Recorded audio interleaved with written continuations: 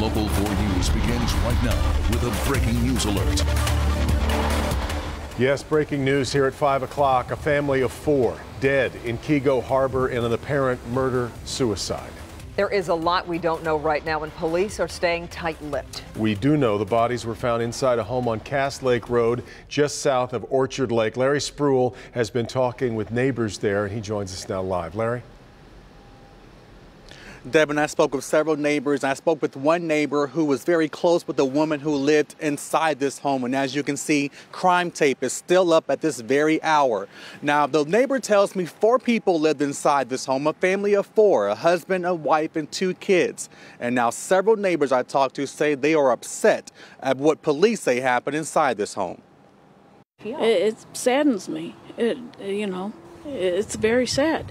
Those are the only words Jacqueline Tristani could muster the strength to say Friday morning after waking up to police tape and cars in front of her neighbor's home. She tells me she walked across the street and asked police what was going on. She said police would not tell her.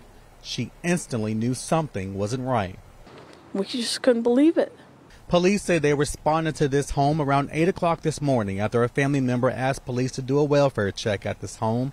Police Chief John Fitzgerald tells me that's when they found 4 people dead inside. In what appears to be a family situation, murder-suicide. Our cameras were rolling as police walked in and out of the home, trying to figure out what happened to this family of 4. It's a family Tristani says she was close with. So close, the mother asked her to help cater her daughter's wedding last summer. But the news of this murder-suicide has her on edge. It's scary. Which one did it? Here I am defending the family, but if it's a murder-suicide, somebody killed them. And that neighbor tells me that the family who lived here were very quiet and friendly, just like this neighborhood. That's why they are shocked that something like this happened. Now, I asked the police chief about the crime in this neighborhood. You will hear from him tonight at 6 on Local 4. We're live in Keego Harbor tonight. Larry Spruill, Local 4. Larry, last word here in the newsroom anyway. We have not heard the names of the family being released. Has that changed at all? It has not changed, Devin. We asked the police chief if they were releasing the names of the victims. He told me they are still waiting for the next of kin before they release that information. Understood. All right, Larry. Now let's get to another breaking story. We're following this one on Detroit's west side. 2 people gunned down in a shooting. Jermont Terry is there live with more. Jermont. Kimberly and Devin, right now Detroit police are looking for the people who opened fire. They were standing on the sidewalk here on West Buena Vista. That's when compact SUV crept slowly onto the block. Someone from inside the SUV opened fire toward the men on that sidewalk. Now, several shots were fired, and when it was all said and done, the 2 men in their 20s were dead on this sidewalk. Police say the men did not live on this block, and they're unclear if they actually lived in the neighborhood, so it's unclear why they were in this area. No one else in the neighborhood was injured by those shots, during this drive-by shooting, considering they had no regard for the neighborhood. Police say all they know is that witnesses say that a black SUV took east towards the lodge, and that's the only information they have on this shooter. If you know anything, you should contact Detroit Police. For now, reporting live with breaking news, Jermont Terry, Local 4. All right, Jermont. We are learning devastating new details as they come to light in the Florida school shooting. The Broward County Sheriff says they had received approximately 20 calls about the shooter in this case over the past few years. Yeah. Also, the FBI was tipped off to the shooter a month ago but never investigated him. In a statement released today, the FBI says protocol was not followed when someone close to the shooter, Nikolas Cruz, called a tip line concerned about his erratic behavior. That information was never passed along to agents in Florida. Meanwhile, in Parkland, the first of 17 funerals for the victims have started. Wendy Woolfolk is there tonight. Devin, Kimberly, as the funerals begin in this grief-stricken town, we are now learning this might have all been prevented.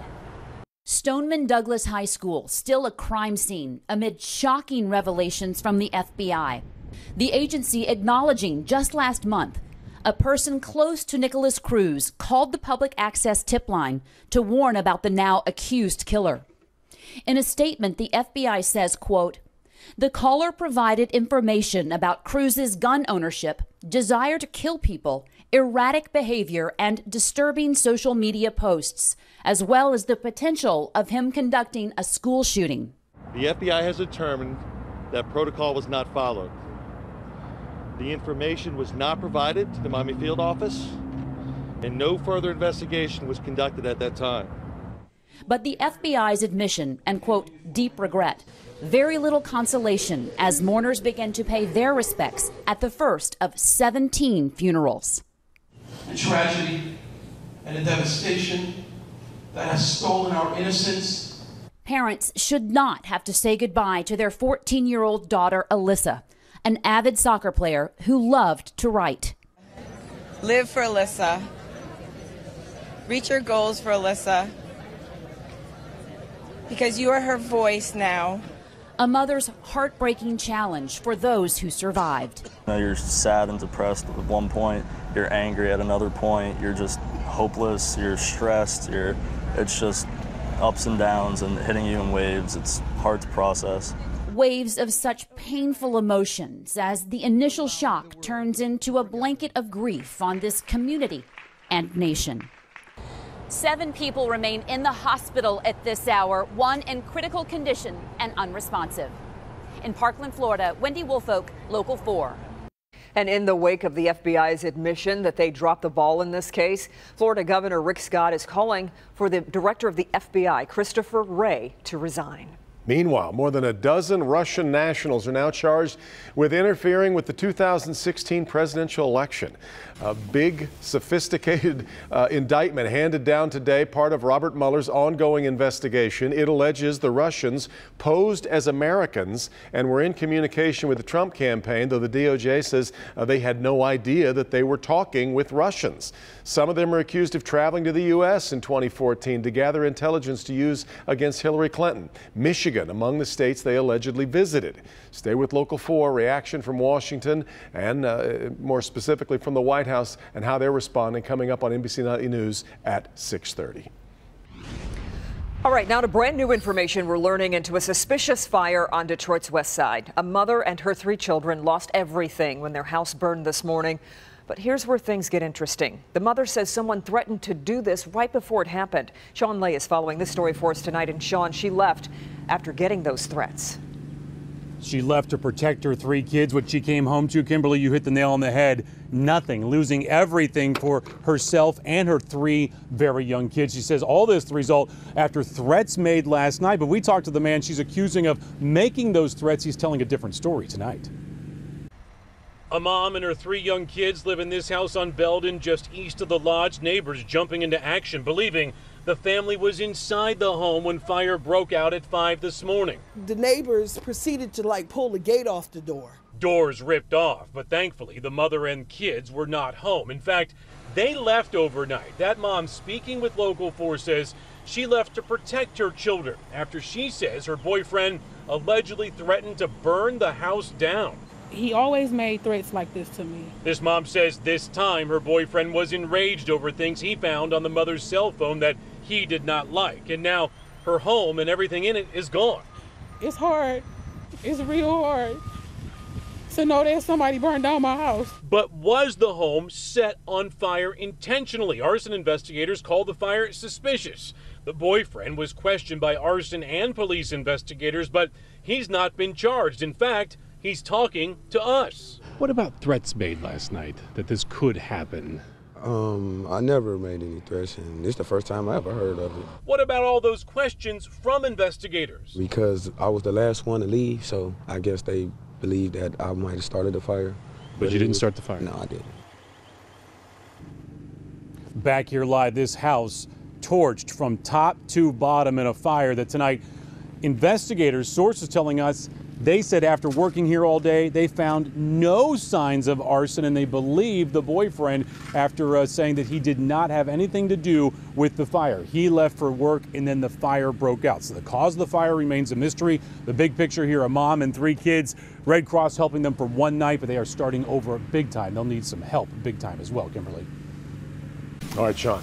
Today's Board of Trustees meeting at Michigan State University was interrupted by an assistant professor who stood up to demand the board resign.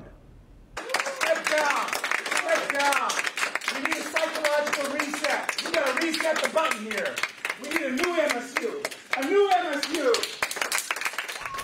This was the board's first meeting since the university's faculty senate overwhelmingly supported a vote of no confidence. During the meeting, the board did approve a contract extension for head football coach Mark D'Antonio, who last month was accused in an ESPN report of mishandling sexual assault allegations against his players. Art Van was laid to rest today following a service at Cathedral of the Most Blessed Sacrament in Detroit. The 87-year-old passed away this week after a battle with cancer. The family is asking any donations be made to the Capuchins or to Alcoholics Anonymous. Thoughts still with the Art's family and friends. Much more ahead here at 5. Priya? There is a lot of pride and a lot of emotions in this gymnasium in Oakland County. Not every community can do this, and we did it, so I'm very proud. I'll give you a hint. Tens of thousands of dollars have been raised by high school students. And welcome to the weekend. Temperatures on their way up after taking a little bit of a step back here on Friday. 36 Saturday, 41 Sunday, but we've got some snow in the next 24 hours. We'll look at that coming up. All right, Ben, the flu raging on. Ahead in good health, what local hospitals are reporting about flu levels in your area where you might live. Also, the other illnesses that are making a lot of people sick right now. Paula. So the movie Black Panther has already hit theaters, and apparently it is more of a movement than just a movie. New at 6. Flu season turns even deadlier for children as we learn of more young lives lost to the virus. New at 6, what 3 out of every 4 kids dying from the virus have in common. Karen? And you push down and out. These women are survivors, victims of abuse. Sexual exploitation, child abuse, domestic violence. They're rebuilding their lives thanks to this woman. Women want to be able to help themselves. How the act of making jewelry is not only mending lives, but giving these women hope. Well, the movie Black Panther hits theaters this weekend. It's coming out to rave reviews from critics and the public alike. Yeah, but there's something very special about this movie that has one school district taking notice. Tonight, our Paula Tutman shows us how students in Ypsilanti are seeing the movie and getting an important lesson at the same time. I gotta tell you, if you think this is a regular superhero kind of movie, you're in for a surprise. My son, it is your time. Check your typical superhero movie aesthetic at the door. Action-packed, yes. Special effects will blow you away. The message, proof positive. There are a few new ideas coming out of Hollywood. You get to decide what kind of king you are going to be. At Ypsilanti Community High School, for 150 students, this wasn't your typical field trip. It was an immersion into African culture to prime these students for what they were about to see. Then they boarded a bus and went to the theater where they saw superheroes like they've never seen before. I liked it. It was a lot of strong African American roles, and also it was a lot of female roles. Like it showed like females with strength. The Black people showed our intelligence. It showed us like being strong and powerful. It was definitely a different movie. Like there was a lot of women fighters instead of men like usual Marvel movies are. To these teenagers, the battle of good and evil wasn't as obvious as the Joker and Batman. In Black Panther, the visuals are intentional eye candy, but there was something more.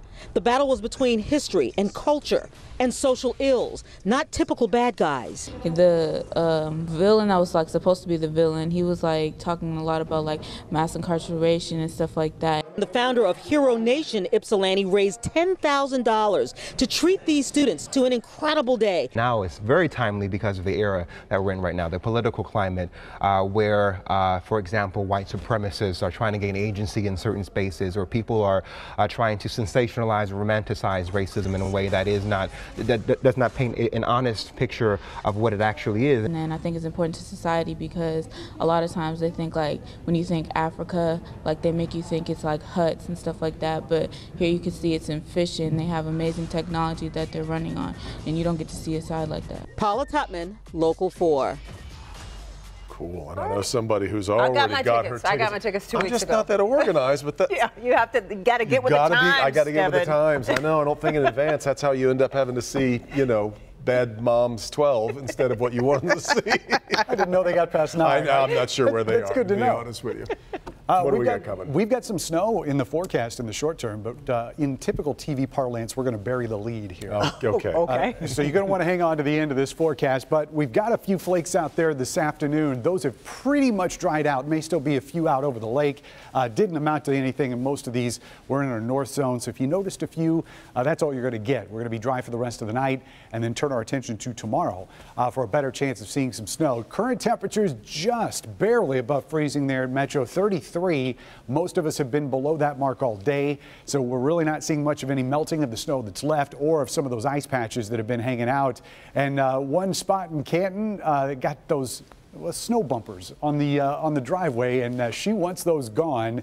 And you may get your wish here, but it's going to be a while before we see that. High pressure will settle in over the first part of the weekend. So tonight, clouds are going to clear in the evening hours, but they're going to return pretty quickly tomorrow. So don't bank on a whole lot of sunshine during the day on Saturday. Once we get into the evening hours, a little disturbance starts bringing some snow showers to the west side of the state. They will be on our doorstep as we get a little bit later into the evening and the early part of the overnight, but they'll be weakening as they move through. So it looks like about the only thing we're going to see out of this is a dusting, and the better chances are going to be on the north side of the area, especially in our north zone. Everything will be gone by Sunday morning, and as we told you at the break, Sunday is definitely the nicer day of the two. Plenty of sunshine, warmer temperatures. And then we start talking rain, and this could become a problem because we've got 3 days of good chances of rain. So if you add up Monday, Tuesday, and Wednesday, these are the forecast totals we're expecting. Those blue shades are 1 to 2 inches of rain, and then you get into that purple, which could be eking into our west and south zone, which could be over 2 inches. Add to that all the melting snow we're expecting and the frozen ground, and that could combine for some flooding concerns as we get into the early part of next week. So we'll be watching that carefully. Otherwise, the coldest numbers of the forecast are coming tonight. Metro zone hanging on to 20 degrees in the city, and we are going to see some upper teens here in the northern part of our metro zone. But south zone, where those clouds may have a little bit of a head start, that should keep those temperatures elevated, and we're looking at mid-20s generally across the area. But some of that clearing could bring temperatures into the teens in our west zone. In fact, a good chunk of the zone up to Flint, which is going to be at 16, Howell at 17, and we'll keep the 20s around closer to Ann Arbor and Michigan Avenue. North zone, a lot of teens here for overnight lows too as we start tomorrow morning. Thank goodness the winds are going to be light overnight, so we're not looking at much of a wind chill causing problems. Otherwise, high temperatures, a little bit of an improvement tomorrow, and again, daylight hours are dry, and then once we get into the late evening and overnight, that's when we can expect that dusting of snow. But my goodness, look at these temperatures next week. Ooh, 60. It's 60 degrees. That morning low is going to be 50 on Tuesday. Ooh. So I think hashtag hoodies and shorts for next week. What do you think? You always like to push that I want to a be little soon. Yes, yeah. I know, but I'm with you. All right, good. Well, a beloved Michigan tradition is getting cut in half. New tonight, the massive change that'll happen this year at the walk across the Mackinac Bridge. And the flu continues its hold on the country. Coming up, what local hospitals are reporting about flu levels here and the other illnesses making lots of people sick. That's next. Breaking news from South Florida. Nikolas Cruz is offering to plead guilty immediately as long as the state does not pursue the death penalty. That's according to the public defender's office in Broward County, and it comes a day after the Florida Attorney General said she was certain that prosecutors would pursue capital punishment in the case. Cruz faces 17 counts of premeditated murder. He reportedly confessed to carrying out the shooting shortly after he was taken into custody. Now to good health. Tonight, the CDC says the horrible flu season may finally be leveling off. Well, for the first time since November, flu activity did not increase, but it remains at a level among the highest seen in a decade. Here's a look at what's going around where you live. In Wayne County, flu cases are high across all ages, and Children's Hospital says there's no sign it's slowing down. Garden City Hospital also reports some cases of croup. The Beaumont hospitals in Taylor, Trenton, and Dearborn are seeing RSV, colds, and ear infections in children. They're also treating slip and fall injuries from the snow and ice. Moving to Oakland County, every hospital says flu remains high and steady. Beaumont Royal Oak is also treating fractures from weather-related falls. And Dr. Richard Weiermiller in Rochester Hills reports quite a bit of RSV and some stomach viruses. Clarkston Medical Group says hand, foot, and mouth disease is picking up. They've also treated 2 cases of hepatitis A. Looking at Washtenaw County, the health department reports flu activity is still at peak levels. They've now seen 7 confirmed adult flu deaths this season. Doctors at U of M are also seeing other respiratory viruses and stomach viruses in children. Heading to Monroe County, ProMedica Monroe Regional is treating flu and lots of slip and fall injuries, including broken bones and head injuries. Respiratory illnesses and stomach viruses are also problems. Dr. Anthony Sanko reports many cases of RSV. And finally, in Macomb County, McLaren-Macomb says flu remains high in all age groups, with school-aged children particularly susceptible. CVS Minute Clinics are treating ear infections in kids and adults, and Beaumont Dr. Paraj Patel is seeing upper respiratory infections and strep throat. And coming up tonight at 6, how this flu season is impacting children and the new information health officials want all parents to hear. New at 5:30. It started out in a secret recording session and transformed into something magical for these local ice dancers competing on the world stage. We've gotten so many people who've asked us about our music and asked us, how it came to be. How a local singer and violinist are helping these skaters go for the gold. It's not easy being a ninja, let me tell you. But here at this facility in Commerce Township, kids are learning how to be little ninjas and hopefully tomorrow, national champions. Whoa. There is a huge celebration underway at Troy Athens High School with the big Charity Week reveal. So how much did they raise? We'll tell you. On Jeopardy! Feeling good by giving back. Students at Troy Athens High School set a huge example and raised a massive amount of money to help one deserving charity. For over 30 years, Troy Athens High School spends an entire week raising money for a good cause. All culminates with this, a big reveal at an assembly this afternoon. Our Priya Mann was there as they all celebrated. This is the moment students at Troy Athens have been waiting for, the big Charity Week reveal. I'm so proud to be graduating from a school that makes a difference.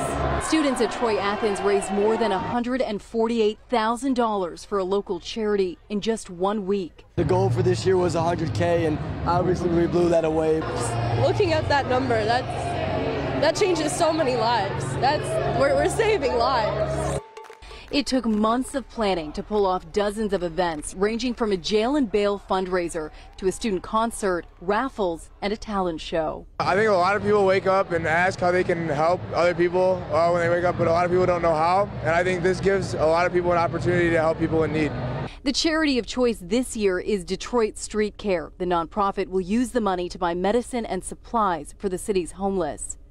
Overwhelmed.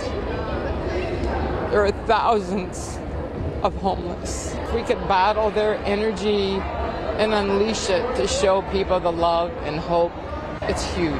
You proud? Oh, very much. Teachers, parents, and of course the school principal overcome with emotion. Proud of my kids, proud of our community, proud of my teachers, my secretaries, and every single person who cares about others. Not every community can do this, and we did it. So I'm very proud. And that no matter what Athens did, we were gonna do something amazing. I'm just so proud of us. And we are so proud of all of you. Reporting from Troy, I'm Priya Mann, Local 4. Organizers say more than 30 nonprofits apply every year. Students ultimately decide the charity of choice. And they tell us they picked Detroit Street Care because they wanted to see a real impact for neighbors in need. Senator Debbie Stabenow announces her New Skills for New Jobs agenda today. I am spending a lot of my time focused on state-of-the-art skilled trades training institutes that we have in Michigan, privately funded by the skilled trades themselves with their business partners, that cost nothing for the students to go through. Let me say that again, zero. She says she's aiming to close the skills gap by focusing on strengthening employer training partnerships, connecting students with career and job opportunities, and investing in job training opportunities for workers. Former presidential candidate Mitt Romney has announced he intends to run for the U.S. Senate. Romney tweeted a video announcement this morning announcing his intention to run for a Utah Senate seat. candidacy rumors did begin back at the beginning of the year when current Senator Orrin Hatch announced his plans to retire after this term. Romney, who has been a permanent resident of Utah since 2014, is seen as an early favorite. A poll taken last November showed he had a 69% approval rating among residents of Utah. Across Michigan tonight, there's a major change to the annual Mackinac Bridge Walk on Labor Day this year. Yes, instead of everyone starting from one end and then walking the entire 5-mile bridge, walkers this year will start on both ends of the bridge, St. Ignace or Mackinac City. They will walk to the midpoint of the bridge before turning back. Those who wish, they will have the option to continue across the entire bridge. The change is for both safety and convenience. Well, if you've ever wondered what it takes to be a real ninja, you've got your chance this weekend. You have wondered. I sometimes do wonder. The National Ninja League. There is such a thing, and they have their finals starting tomorrow in Commerce Township. Jamie Edmonds there live tonight with a preview. Jamie. Hey there, it's kind of pandemonium here in Commerce Township. All of these kids in open gym gearing up for this weekend's Youth Ninja League finals. You know that show American Ninja Warrior? Yeah, these kids can do that. Everywhere you turn inside the Edge Training Center in Commerce Township, you see kids running and swinging and hanging. It's a full body agility workout, so they learn how to create forces and slow them down and direct them in ways that are just not your average movement. That's Carrie Sherbrooke. She's the owner of the center. On a weekly basis, she has 500 or so kids from preschool ninjas to novice power ninjas in the gym. Kind of going to demonstrate the ring toss. We've seen that on TV too. Okay, now we're going to see a trampoline bounce. Grab that bar. Now she's going to lâcher to that next bar. 14-year-old Emily Thibodeau was a gymnast, but once she tried ninja, she was hooked. Because I work so hard here, and this is my life. I love Ninja Warrior. Do you want to be on that TV show? Definitely. That's like my dream, literally. But you have to be at least 19 to try out for the show. So in the meantime, these little ninjas will put all their hard work on display this weekend as the Edge hosts the Youth Ninja League National Finals. We're sure they want to win, but here the slogan is challenging strength, improving agility, and increasing confidence. So even trying some of this stuff is a win. Every day that they come to class, they get some empowering moments, so that confidence building keeps them coming back. All right, so nationals are this weekend. I ran into Grant from Wisconsin. What is this called? Twin tumble steps. All right, show me how it's done. Let's see how Grant does it. And then they are making me try something, Devin and Karen. I don't think I could do this. Let's try. Oh my gosh. One. Woo! It's harder than it looks. I'll tell you what. Karen, Devin, there's adult open gym after nationals. If you want to come back with me, we could try and do this for real. Well, so now that you've tried both in the last 2 weeks, would you say you're more ninja or more curling champion? Did you say luge or curling? You're kind of breaking up. No. If that was the question, I'd say luge. No, whether ninja or curling champion, but we'll go with luge on top of both. Luge, above all. Yeah, that's what I thought. That looked like a good time, too. But we're putting Jamie through her paces these days. All right, Jamie. Karen. When Madison Chock and Evan Bates take to the ice in South Korea, you will definitely want to pay close attention to their music because there's quite a story behind it. It was back last spring when Olivia Millershin, a local singer, got a call late at night. Her friend, Sonia Lee, a local violinist, asked her to drop everything and come to an Oakland County recording studio. Well, Olivia did. And what happened next is creating quite the buzz around the world. It was a scene like this. Sonia Lee playing her violin and Olivia Millershin singing. I just thought, you know, the world needs her voice at this time. It's easy if you try.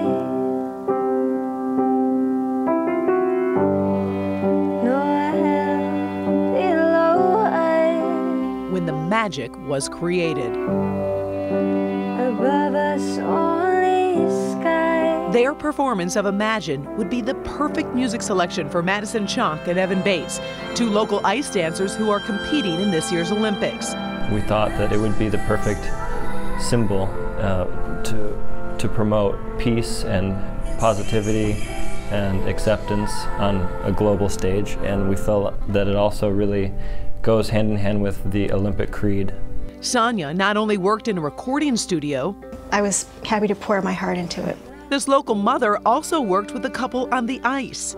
We would be on the ice and we would be working through a part, and she had her violin and she would be playing as we were skating, and Igor would be with her and just tell her, like, see, right here is where we need an accent. They added Olivia to the mix. Fantastic. Voice of an angel. And the magic was created.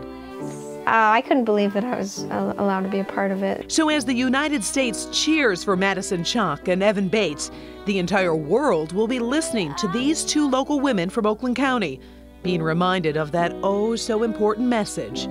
I hope someday you will join us, yes. And the world will live as one. And you can see Chock and Bates perform to this song this Monday night right here on Local 4. So I asked Olivia and Sonia what they're going to be doing. Apparently, Devin, they're going to have a viewing party. Watch. But at the same time, they said, we're going to cry the whole time.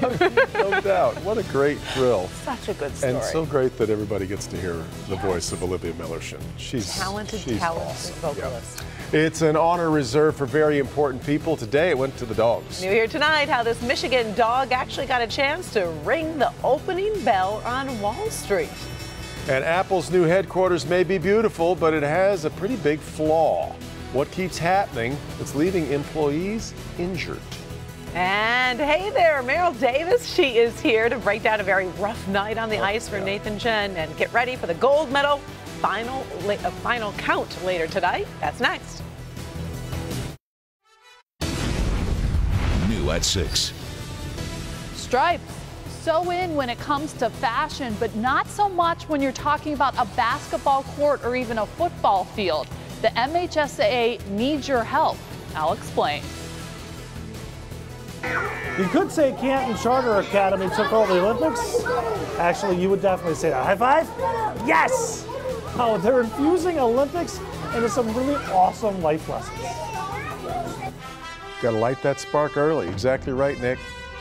Tough night on the ice for a guy that we've really looked towards celebrating in Pyeongchang, and that was Nathan Chen last night. And we definitely have a real expert here tonight to kind of break things down for us. Olympic gold medalist Meryl Davis, we appreciate you being here. My pleasure. It was a hard night of viewing, watching Nathan, because we had so many, really, almost expectations. That's right, and unfortunately I think that might be a lot of the problem.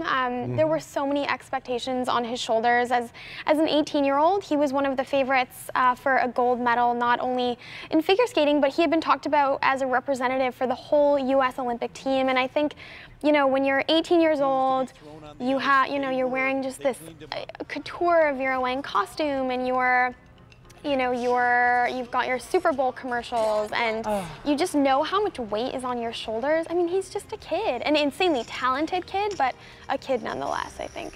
In fact, it's interesting. Youth is being served in some parts of these Olympics, and you think, gosh, watch a 17-year-old, you think maybe their advantage is not knowing how big this is, and yet you also wonder, can you be maybe too young? Maybe it is too much for them. I think you have a point there. I think blissful ignorance, I think potentially, not being fully aware of the magnitude of it all, I think is, in a lot of ways, probably an advantage.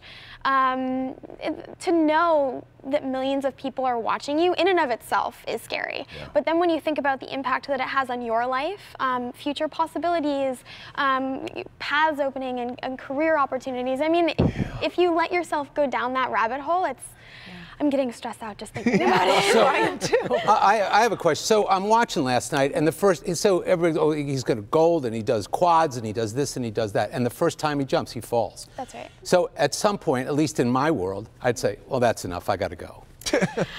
Well, I'm glad he didn't do that. That would have been definitely not a good choice. He did not go with the Bernie move. I'm taking a break here. Okay, yeah. But you know what I'm saying? I mean, all your emotion and everything has got to be sapped out of you at that point. When you hit the ice, it's like, oh my God, well, now I know I've really messed up. That's right. Well, it didn't go well in the team event. So Nathan competed for the U.S. in the short program. For the team event, didn't go well. Everyone was shocked, everyone was surprised, and as we talked about on set just a couple days ago, well, we hope he can get it together. We hope he can learn his lesson before the next event, and unfortunately a very similar thing happened.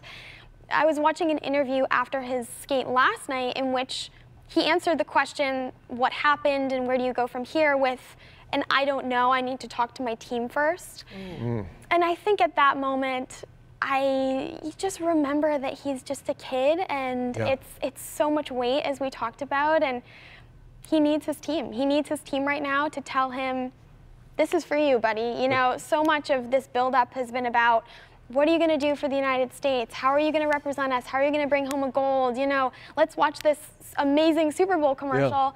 But like, his next event needs to be about him and showing all of the amazing work. So that he's you're right, done. that's a pretty telling answer. Well, his next event is tonight, the long program, which is more his specialty, and here's hoping he can come through. Agreed. Meryl, thanks. Thank you very much, Meryl. Great to have you Also, with us. before our coverage begins tonight, make sure to tune in to the O-Zone. We'll get you ready for tonight's action. Lindsey Vonn makes her Olympic debut in South Korea, and the men's figure skating, as we mentioned, final when Nathan Chen struggles. How the other two American athletes are rising to the occasion. We'll take a close look on that at the O-Zone, 7:30, right here on Local 4.